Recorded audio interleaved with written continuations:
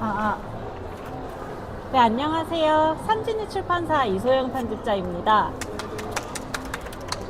오늘은 이 부산국제아동도서전에서 특별한 북토크를 준비했는데요.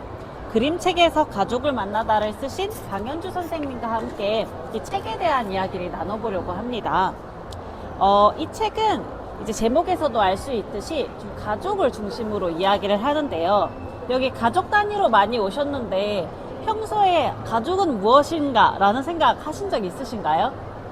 저는 이제 딱히 그 가족 때문에 마음 아픈 일이 있지 않은 이상은 잘 생각을 안 하긴 했었는데 또 생각해보면은 가족이란 건 좀 어려운 것 같아요. 그런데 이 그림책을 통해서 우리는 좀 가족에 대해서 배울 수 있습니다. 그리고 그림책으로 가족을 배우면 어떨까라는 물음에서 책은 출발했는데요. 오늘 함께 하신 지은이 방현주 선생님은 가족학을 공부한 그림책 테라피스트이자 가족을 위한 교육과 상담도 하고 계세요. 먼저 선생님 간단한 소개 말씀 부탁드립니다. 안녕하세요. 네, 소개받은 방현주입니다. 이렇게 가까이서 뵈니까 더 친근감이 생기는 것 같아요. 네, 저는 가족학을 공부했고 신라대학교에서 학생들을 오래 가르쳤고요. 지금은 이제 외부 기관 등에서 가족을 위한 교육이나 상담, 또 가정법원 등지에서 상담과 강의를 하면서 글도 쓰면서 그러고 있습니다. 네. 선생님 직업 중 하나가 그림책 테라피스트라고 말씀을 드렸는데요. 그림책 테라피스트 들어보신 적 있으신가요? 그게 뭔지, 무슨 일을 하는지 설명 좀 부탁드립니다. 그림책 테라피스트는 한마디로 말하면 그림책 네네 네. 요거 마이크 이렇게 좀 해주세요. 일본에 이제 그 그림책 테라피의 개념을 이렇게 만드는 작가가 일본에 있는데요. 오카다 다스노부라는 작가인데 그 작가의 설명이 좀 정확한 것 같아요. 그림책 속에 있는 무언가가 내 안의 무언가와 만나서 공명을 이루게 하는 것. 그것이 그림책 테라피스트이다. 이런 이제 정의를 내린 적이 있는데 어쩌면 그림책 테라피스트는 그런 공명이 이루어지도록 그 길을 좀 안내하는 그런 가이드와 같은 역할, 네, 그런 거라고 볼 수 있고요. 재미있게도 여기 아이들도 있는데 아이와 어른이 그림책을 읽는 방식이 너무나 다른 거예요. 혹시 어렸을 때 기억나시는지 모르겠는데 아이들이 같은 그림책을 계속 읽어달라고 하는 그런 적 있으시죠? 네, 저도 있었거든요. 어떠셨어요? 곤혹스럽죠? 네, 그만 읽고 싶은데 아이는 계속 읽어달라 그러고. 그래서 그게 이제 이런 그림책 테라피를 해보면 그런 방식의 차이인 것 같아요. 아이들은 그림책 속으로 들어가서 그 그림책을 막 체험하고 있는 것 같아요. 그래서 그게 너무 재밌기 때문에 읽어달라 하는 것 같고요. 어른은 이미 경험이나 지식이 너무 많기 때문에 그림책을 딱 읽으면 이제 분석을 하기 시작하는 거예요. 그래서 내용 파악이 다 됐기 때문에 끝난 거예요. 그런 부분에서 방식의 차이가 많은데 그림책 테라피는 아이들이 하는 경험을 경험할 수 있도록 그림책을 정말 경험하고 체험할 수 있도록 도와주는 그런 사람이라고 생각을 하고 있어요, 저는. 네, 여기 앉으셔서 북토크를 들으신 아이분들 중에서 미래의 그림책 테라피스트가 된다면 그것도 또 뜻깊고 재밌는 일일 것 같긴 합니다. 그러네요. 네. 제가 또 북토크를 시작하면서 가족이 어려운 것 같다고 말씀을 드렸는데요. 선생님께 좀 여쭤보고 싶어요. 가족학 전공자이신데 가족이 왜 어려울까요? 가족은 누구도 대체할 수 없는 그 역할이나 기대를 품고 있는 존재인 것 같아요. 그렇기 때문에 기대도 더 많이 생기고 그 다음에 역할이나 책임은 일정하게 계속 끌고 가야 되는 그런 관계죠. 그런 책임을 끌고 가는 관계는 가족을 넘어서면 없어요. 그렇지 않나요? 친구는 마음이 안 맞으면 안 보면 되잖아요. 근데 그 가족은 아주 일차적이고 직접적인 관계이기 때문에 내가 우리 엄마가 싫다고 해서 집을 나갈 수도 있지만 가출은 할 수도 있지만 다시 집으로 돌아오거나 나중에 또 만나거나 해야 된단 말이죠. 가족은 약간 동전의 양면과 같아요. 한쪽은 아주 무한한 애정과 사랑이 있고 한쪽은 그만큼 깊은 상처나 갈등이 있어요. 그래서 이 두 가지를 같이 이렇게 끌고 가고 공존하고 있으니까 가족이 힘들지 않은 게 오히려 이상한 것 같아요. 네. 네, 좀 유일무이한 관계이기 때문에 더 특별하고 또 신경 쓸 것도 많은 것 같아요. 네. 이 책은 14권의 그림책을 함께 읽으면서 가족에 대해서 이야기를 하고 있습니다. 그렇다면 선생님께서는 왜 이 책을 쓰시게 되셨는지, 그리고 왜 하필이면 그림책으로 가족 이야기를 풀어내신 건지 궁금합니다. 네, 제가 아까 소개받은 대로 제가 공부한 게 이제 가족학이고 그 다음에 이제 그림책 공부가 있는데 이 두 가지가 제 공부에 굉장히 중요한 영역이에요. 두 가지 영역인데 저는 이제 제가 공부한 부분을 좀 통합을 해보고 싶었고요. 무엇보다도 제가 이전에 그 사이버로 가족학을 강의한 적이 있었는데 그때 만학도들이 좀 많이 계셨거든요. 그런데 그때 그분들이 하시는 말씀이 내가 가족을 이렇게 모르고 있었다니 내가 이런 걸 좀 빨리 알았더라면 내가 얼마나 더 다행일까 뭐 이런 말씀들을 많이 해주셨어요. 그래서 가족을 조금 더 좀 더 알고 있으면 아까 어렵다고 한 그 가족 생활이 조금 더 좋아지지 않을까.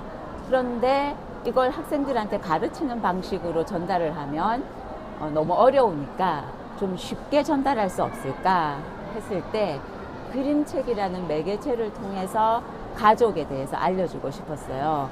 그러면 좀 더 그림책이 가지고 있는 어떤 따뜻한 힘이 있거든요, 그림책은. 그래서 그것을 통해서 가족을 알게 되면 좀 수월하게 접근할 수 있지 않을까 싶어서 네, 그래서 작업을 하게 되었고요. 또 조금 개인적인 이야기이긴 하지만 여기 우리 아이가 2명이 있는데 저는 아이가 1명이 있거든요. 그래서 제가 이제 저희 부모가 다 죽고 나면 아이 혼자 남는다는 생각이 저 개인적으로는 되게 좀 늘 마음 한켠이 좀 아픈 부분이었어요. 그래서 제가 이제 이 책을 쓰면서 혹시 이제 이 아이가 이후에라도 세상을 살아갈 때 이런 책을 보면서 부모의 삶과 부모의 사랑을 기억하고 힘들 때 위로받고 좀 마음을 다졌으면 좋겠다 하는 그런 약간 어떤 정서적인 유산 같은 네, 그런 마음으로 또 책을 썼습니다. 네, 저도 북토크를 준비하면서 책을 한번 꼼꼼하게 읽었는데요. 그냥 가족을 공부한다 생각하면은 사실 좀 딱딱하고 별로 하고 싶지 않을 수도 있을 것 같아요. 근데 선생님께서 이 책에서 그림책에 대한 이야기도 정말 흥미롭게 풀어내시거든요. 그러면서 가족에 대한 이야기랑 연결을 지으시는 부분이 되게 새롭게 다가오고 원래 알던 뭐 가족에 대한 뭐 지식이나 생각들도 좀 다시 한번 하게 되는 그런 내용들이 있었습니다. 이제는 그 선생님께서 책에서 소개하신 그림책 3권을 중심으로 좀 이야기를 해보려고 하는데요. 그 전에 만약에 혹시 있다면은 객석에서 질문 하나 받고 싶은데 혹시 궁금한 거 있으신 분 있으실까요? 질문하시면은 이 초콜릿 하나 드리겠습니다.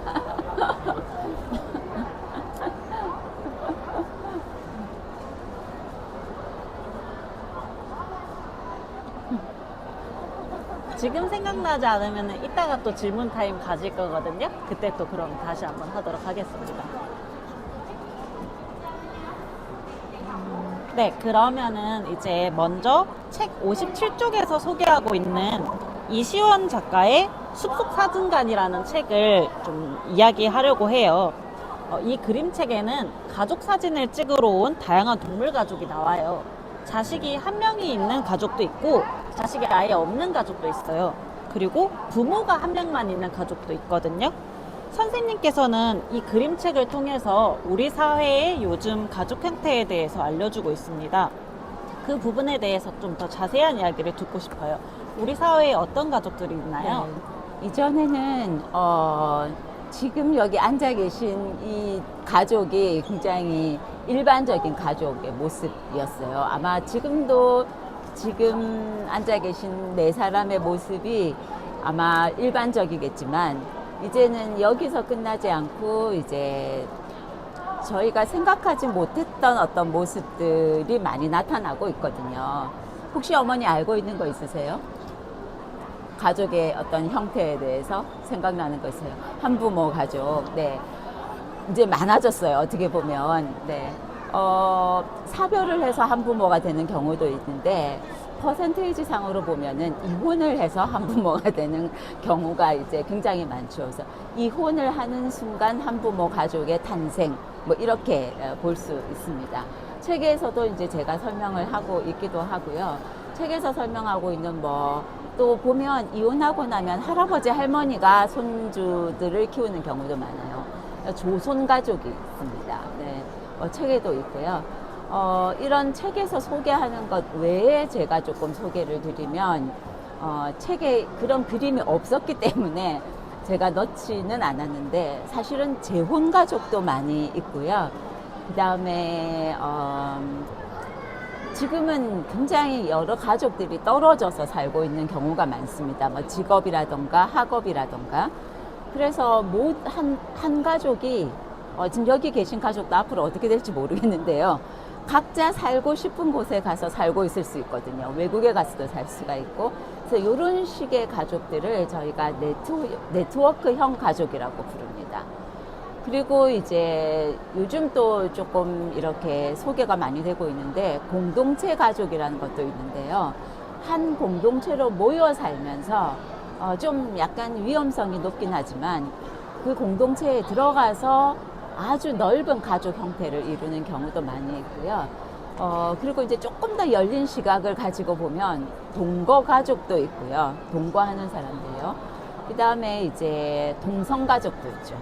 네, 유럽 같은 데서는 많이 인정을 하고 있는데, 그래서 지금 우리가 생각한 그런 한 가족 형태에서 벗어나서 가족들이 있다. 이렇게 이제 저희는 보고 있어요. 네.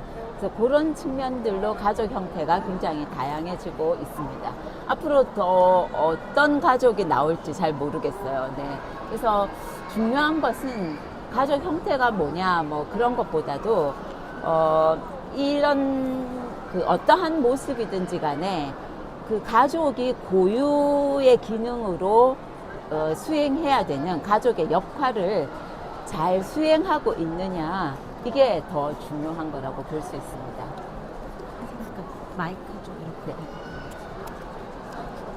다양한 가족들의 형태를 소개해 주셨는데요. 사실 우리가 좀 어떤 가족이냐에 따라서 편견도 많이들 가지는 것 같아요.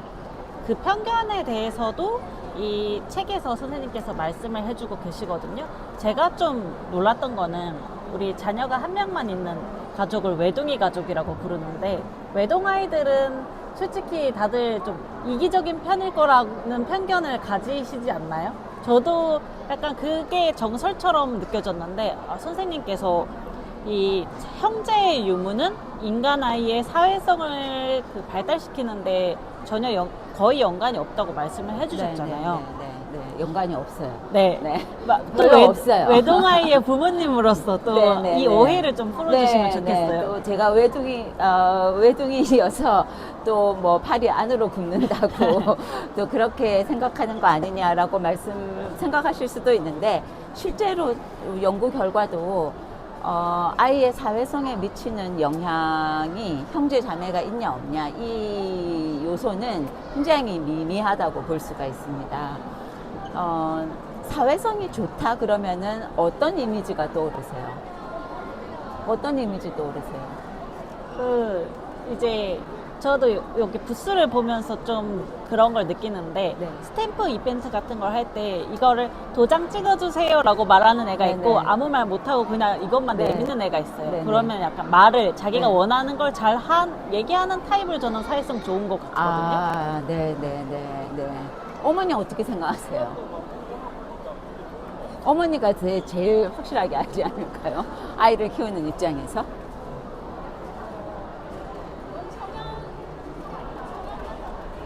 네네네네.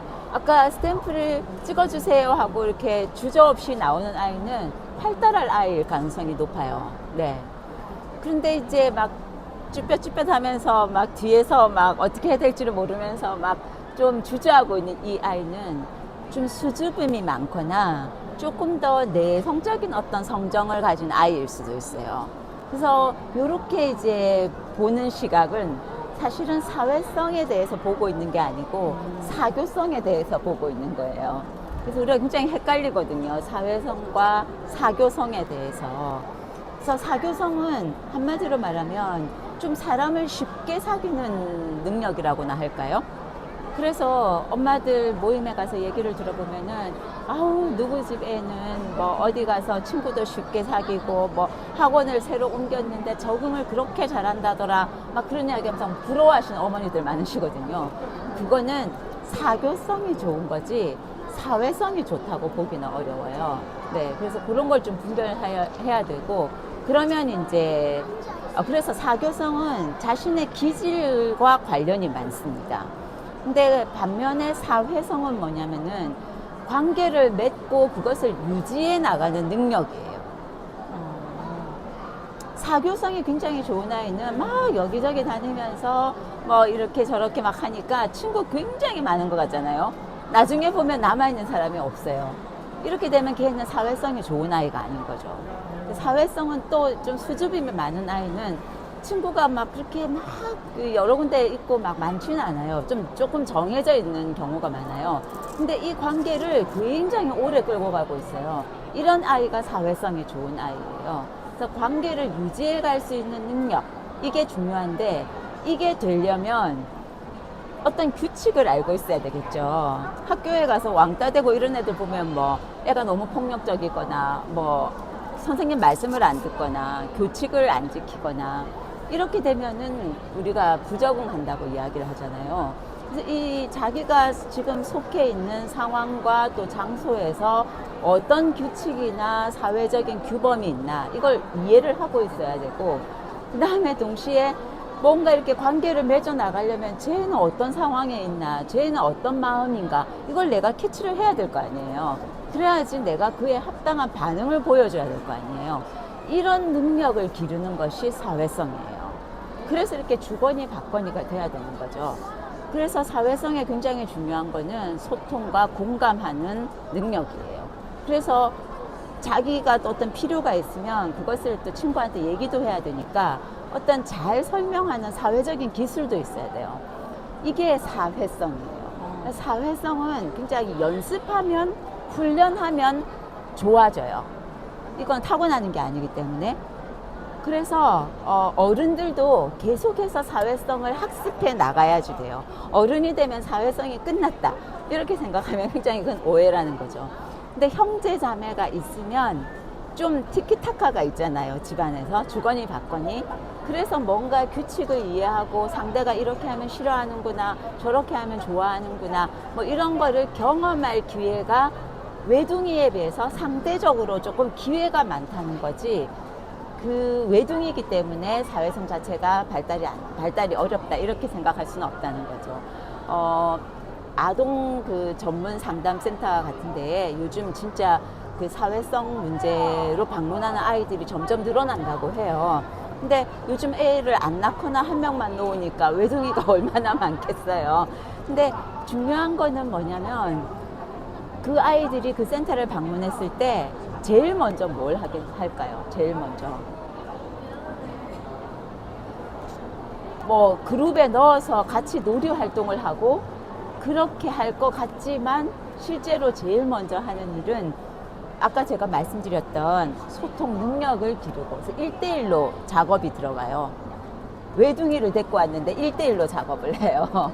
그래서 소통 능력이 어느 정도 되나, 그 다음에 얘가 자기를 표현하는 건 얼마나 건강하게 표현할 수 있나, 적절한 언어를 사용하나, 뭐 이런 것들에 대해서 훈련을 거친 다음에 그 다음에 그룹에 들어가거든요. 그런 부분에서 이 사회성이라는 것이 이 형제 자매와 이 문제와 이렇게 그렇게 직결되는 건 아니고, 오히려 부모의 양육 태도가 굉장히 중요한 요소예요. 어떻게 아이를 키우느냐. 너무 사랑한 나머지 과보호를 하고 있다. 도움이 안 되죠.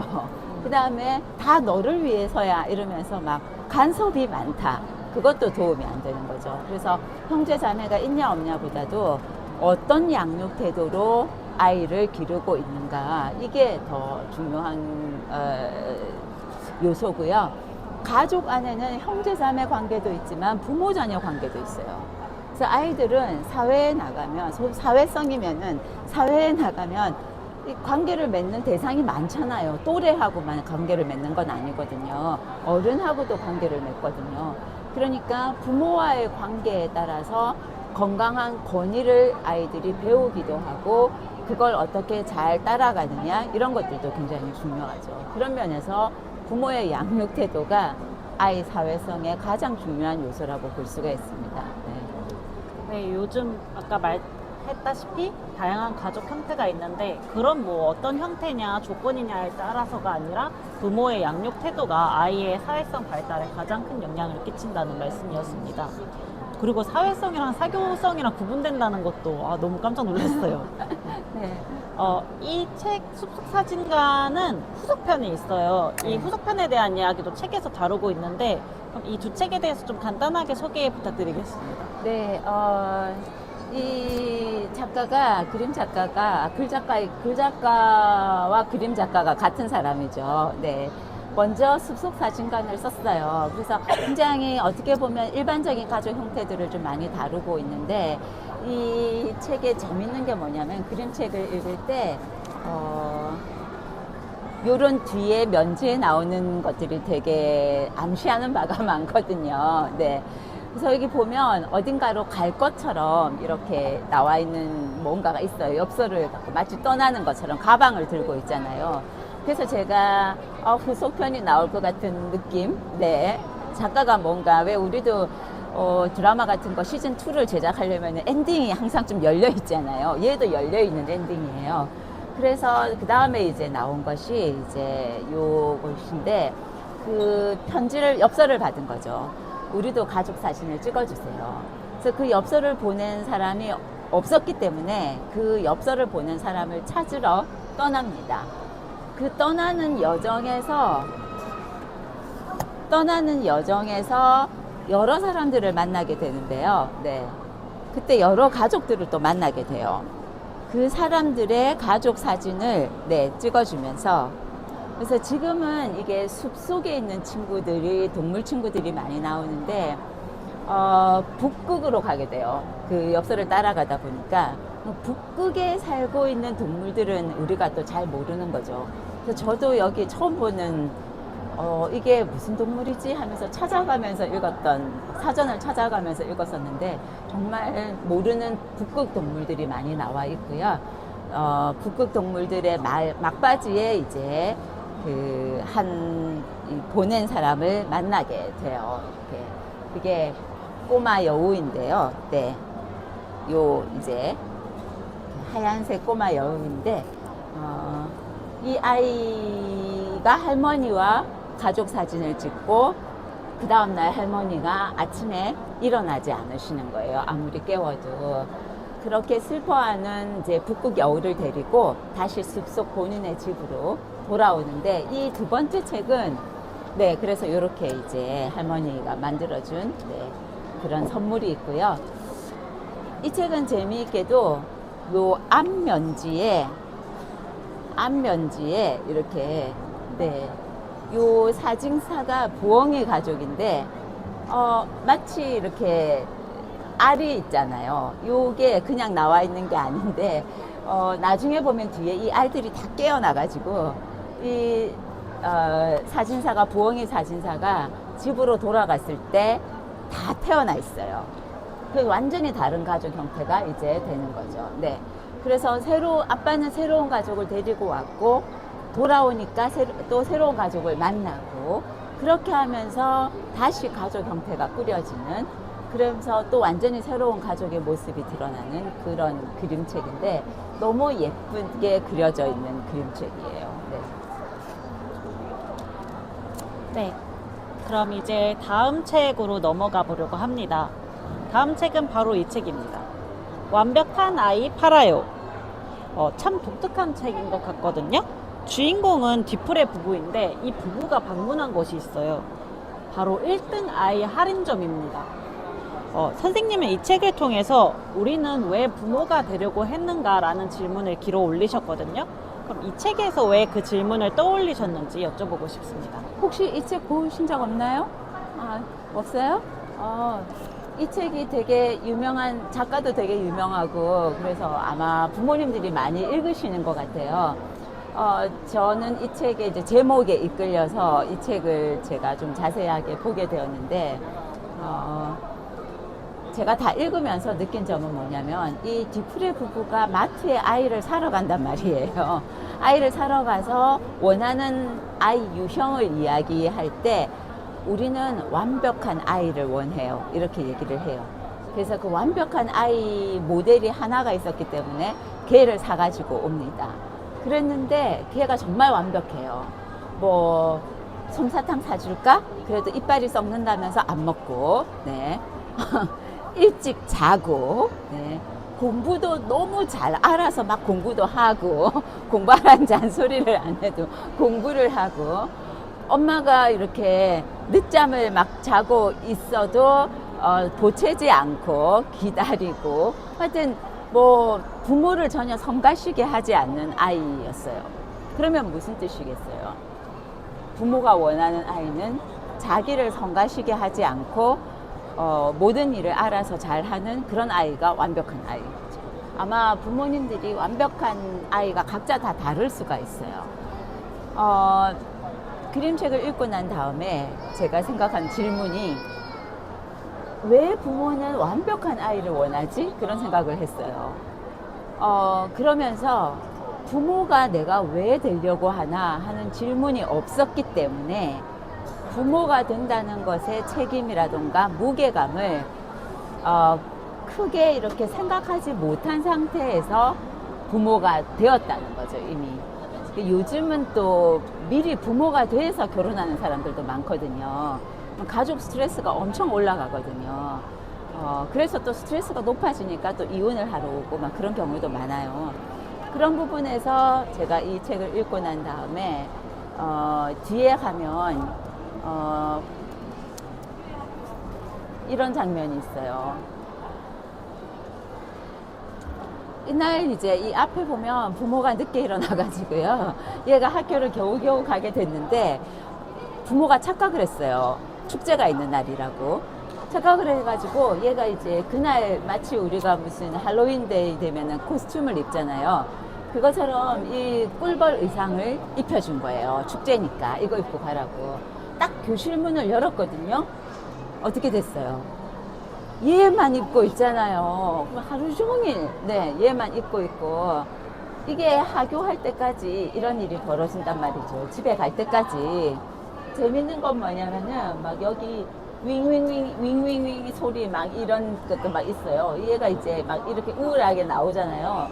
그래가지고 아빠가 마중을 왔지만, 뭐 별로 개의하지 않아요. 얼마나 완벽한 아이가 얼마나 화가 나는지 막 요요요요요요 하고 막 자기 이제 감정을 막 표현을 했어요. 근데 부모가 어떻게 되냐면 아이를 바꾸러 가는 거예요. 우리 애가 이상해요. 완벽하지 않아요. 아이를 교환해 주세요. 수리를 맡길까요? 뭐 하여튼 이런 식이에요. 네. 그럼 수리에 몇 달 걸린대요. 이제 여기 AS 센터에 고객센터에 데리고 갔어요. 아이를. 네. 아이가 뭐라고 했을 것 같아요? 아이가 뭐라고 했을까? 수리를 그럼 제가 수리를 받을게요. 이렇게 이야기할까요? 네? 짜증냈을 것 같다고요? 자, 어떻게 했는지 부모들이, 얘 이름이 바티스트거든요. 바티스트가 어떻게 했냐면, 혹시 저한테도 완벽한 부모님을 찾아주실 수는 없나요? 이렇게 물었어요. 반전. 그러니까 부모는 생각해야 되는 거죠. 완벽한 아이만 찾을 게 아니라 나는 그 아이에게 완벽한 부모인가. 그런 이제 접근을 하려면 이제 부모됨에 대한 생각을, 나는 왜 부모가 되려고 하는가라는 질문에 정직한 답변을 할 수 있을 때 좋은 부모가 되지 않을까 싶고요. 근데 어른들은 이제 재밌는 거 뭐냐, 이 그림책에 이 직원이 완벽한 부모를 찾아주세요 그랬더니 완벽한 부모라고 이러면서 뭐라고 했어요. 이렇게. 네. 어떻게 그런 질문을 할 수가 있냐, 뭐 이런 식으로 대답을 하잖아요. 네. 이게 어른들의 태도예요. 이게 아이와 어른이 그림책을 경험하는 게 차이가 있다고 아까 제가 시작할 때 그랬잖아요. 이런 부분들이 계속 사실 이렇게 되는 거죠. 왜 아이는 완벽한 부모를 찾으면 안 될까요? 네. 그래서 그런 부분에서 좀 생각하게 되었었어요. 네. 계속 그 부모라는 것은 저는 아직 안 돼봤지만 그 아이가 커가는 과정에서 계속 질문을 하고 생각을 해봐야 되는 것 같아요. 네네. 그런 일환 중에 하나가 이제 부모 상담이나 부모 교육인 것 같은데요. 선생님께서도 또 부모 교육을 많이 하시잖아요. 네. 여기 앉아있는 그 어린 친구한테도 한번 여쭤보고 싶은데, 만약에 그 어머니가 이 아이를 키우는 데 있어서 고민이 있다면 뭐가 고민일 것 같아요? 엄마의 고민은 뭘까? 숙제?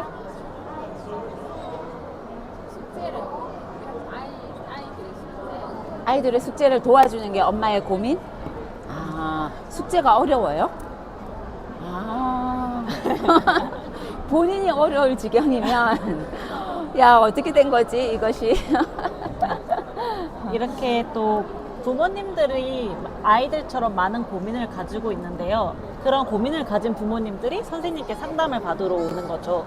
그래서 선생님께 여쭤보고 싶은 건, 요즘에 부모님들이 가진 좀 가장 많은 고민은 혹시 무엇일까요? 그게 아마 어머니께서도 경험 있으시겠지만, 아이의 나이에 따라서 좀 다른 것 같아요. 아이가 학교에 들어가기 전에는 어떤 고민하셨어요?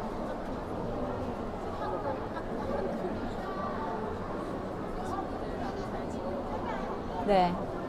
네. 그리고 또 이렇게 혼자 힘으로 뭘 하게 해야 되니까요. 밥도 혼자 먹어야 되고, 여러 가지. 또 뭔가 잘못을 했을 때 그걸 또 가르쳐 줘야 되잖아요. 그래서 전체적으로 좀 초등학교에 입학하기 전에는 훈육과 관련된 고민이 많으신 것 같더라고요. 그래서 제가 그 감정 코칭에 대한 강의를 많이 하러 갔었어요. 유치원이나 어린이집에 갔을 때 그 주제를 굉장히 원하시는 거예요. 초등학교 저학년 때까지만 해도 그런 주제를 굉장히 많이 원하세요. 근데 이제 초등학교에 들어가고 나면은 이제 좀 공부에 대해서 신경을 그래도 조금 저학년 때는 덜 쓰시다가 이제 고학년이 되면 좀 고민이 시작되시는 거예요. 그렇게 고민을 하다 보면 중고등학생이 되잖아요. 이제 그때부터는 아주 바짝 조이는 거예요. 고삐를. 학업에 대해서. 네. 그래서 학업에 대한 고민을 많이 하게 되는데, 청소년기가 되면 갑자기 아이가 많이 달라지니까 굉장히 겁이 나시는가 봐요. 그래서 청소년기가 되면은 또 의사소통에 대한 그런 어떤 주제를 많이 의뢰하시는 것 같아요. 그리고 그 청소년기는 어떤 특징을 가지고 있나, 이 부분에 대해서도 되게 실제적으로 이제 궁금해 하시는 거죠. 그래서 이런 식으로 아이의 나이에 따라서 고민이 계속 조금 달라지는 게 있더라. 그런 면에서 이렇게 제 책에 그런 이제 가족의 흐름에 대한 그런 어떤 챕터들이 있는데, 그런 거를 보시면은 어떤 고민이 앞으로 펼쳐질 것인가, 그런 것들을 조금 알게 되는 것 같아요. 네. 고민이 있을 때 선생님께 상담을 받을 수 있으면 좋겠지만 그것이 좀 현실적으로 어려운 경우에는 책을 읽으면서 좀 답을 찾아봐도 네네. 좋을 것 같습니다. 이제 마지막 책으로 넘어가 보려고 해요. 마지막 책은 이제 무릎 딱지입니다. 조금 무거운 이야기가 될 수도 있을 것 같아요. 이 책은 주인공인 아이가 엄마의 죽음을 말하는 것에부터 시작되거든요. 그리고 상실을 마주한 이 작은 아이가 자신도 되게 고통스러울 거잖아요. 근데 자기가 아빠를 돌보겠다고 얘기를 해요. 선생님께서는 이를 부모화 현상이라고 말씀을 하셨는데요. 부모화 현상이 무엇인가요? 원래 이렇게 어른이 이제 위에 있잖아요. 부모가 위에 있으면 아이는 이쪽 밑에 있어야지 되거든요. 이렇게 그런 식으로. 그리고 그 큰애가 있으면은 큰애 밑에 또 동생이 있잖아요. 이런 식으로 가족 안에는 어떤 위계의 질서가 있어요, 나름. 그러면 그 자리를 잘 지키고 있어야 돼요. 아이는 아이의 자리에 있고 부모는 부모의 자리에 있고. 근데 아이가 이 부모의 자리로 위로 올라오는 거예요. 올라와서 부모가 해야 될 역할과 일을 본인이 하는 거죠. 이렇게. 네. 사실 굉장히 좀 위험한 그런 지점이 있어요. 근데 가족이 어떤 위기에 닥쳤을 때 사실 모든 가족이 협력해야 되기 때문에 그렇게 해서 위기를 극복할 수 있어요. 근데 단기간은 괜찮아요. 뭐 예를 들어서 엄마가 입원을 하셨어요. 큰 수술을 받아서. 그러면 어떻게 되겠어요? 그 집에 큰 아이들이 뭔가 가사를 돌보면서 또 동생을 돌보면서 가족이 엄마가 퇴원하기를 빨리 회복하기를 기다리겠죠.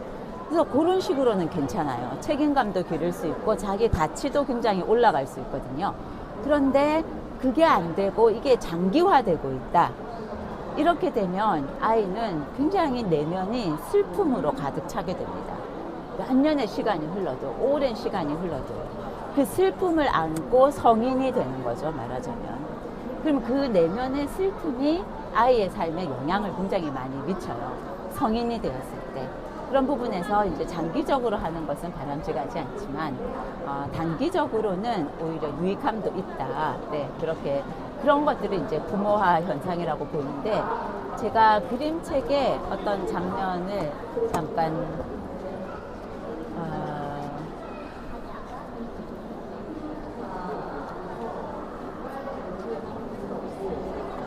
네. 요런 장면이 있어요. 네.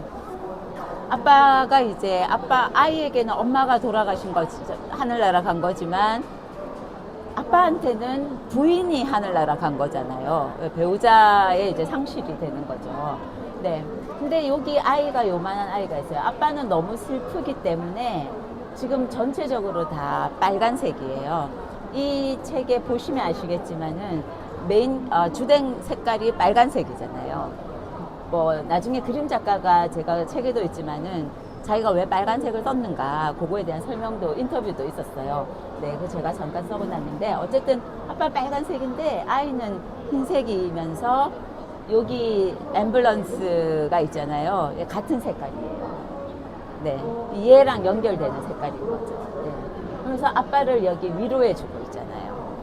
네. 엄마가 돌아가셨는데. 근데 이 책의 제일 첫 번째 구절이 엄마가 죽었다. 이렇게 딱 시작을 해요. 그렇게 강렬한 문구로 시작을 해요. 네. 그렇게 시작을 하는데, 이렇게 돼 있어요. 이런 이제 이 부모화 되려고 하는 거예요. 그러면서, 아이가 이제 자기가 그러면서 참는 거죠. 이런 식으로. 슬픔을 계속 참아요. 애가 빨갛게 되어 가잖아요. 점점. 그러면서 이제, 할머니가 이제 오시게 되는 장면이 있는데요. 할머니가, 요 앞에 있군요.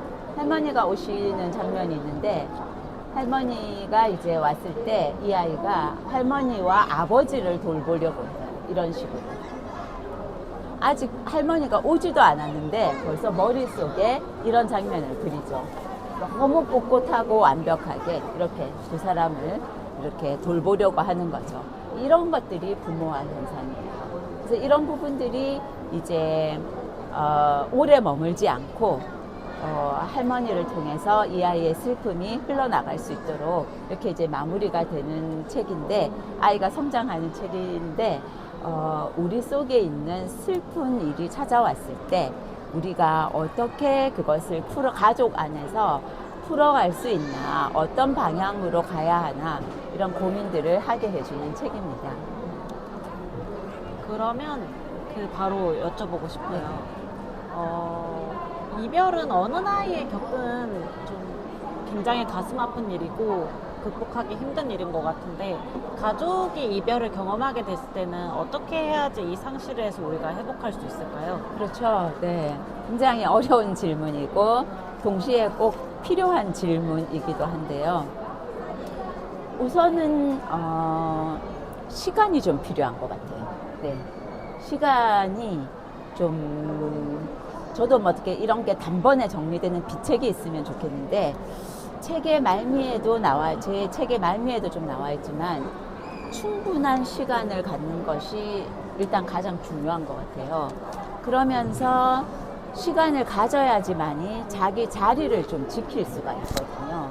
그리고 이제 애도의 과정이라는 것이 사람마다 다 다르고, 슬픔의 시간이라는 것도 사람마다 다 달라요. 그래서 이제 우리가 가끔씩 이제 그만 좀 하지 막 이런 얘기를 하거나 아니면 여기까지 올라오거나 그런 경우들이 있는데, 사실 굉장히 그런 이야기만큼 상처가 되는 이야기도 없는 것 같아요. 네. 그래서 사람마다 그 슬픔의 시간이 달라서 저 사람은 훨씬 더 길게 끌고 갈 수가 있는 거죠. 그거를 옆에서 기다려주는 사람이 있으면 좋은 것 같아요. 가족 안에서 가족이 5명이 있는데 5명이 다 그럴 필요는 없지만, 그 중에 한 명이라도 그 상실의 시간, 애도의 시간을 길게 갖고 있는 사람의 옆에서 기다려주고 있으면 좋은 방향으로 갈 수 있는 것 같은 그런 생각이 들어요. 제가 오늘 그냥 추가로, 이거는 이제 제가 다른 주제에서 쓰려고 생각하는 책인데, 요런 그림책에 보면 이 토끼가 이 주인공 아이 옆에서 계속 그 이야기를 들어줍니다. 네, 읽어봤어요? 네, 그렇죠. 토끼가 찾아와서 이 아이의 슬픈 이야기를 계속 들어주잖아요. 네, 그것밖에 안 해요. 그죠? 그 제목이 가만히 들어주었어요. 이런 어떤 태도와 이런 모습이 가족 안에 필요한 것 같아요. 네, 좀 아픈 상황이 왔을 때 그게 아파하는 마음이 장기간 길어지면은 주위에서 좀 걱정되는 마음에 너 언제까지 그럴 거야 이런 말들을 많이 하는데 굉장히 아프잖아요. 네, 네. 그래서 그런 말보다는 오히려 들어주는 게 확실히 네, 좋은 네. 것 같습니다. 이제 마무리할 시간이 다 돼가는데요. 좀 마지막 남은 질문들을 하기 전에 아까 스킵한 관중 질문 타임을 한번 가져볼까 하는데, 혹시 질문 있을까요?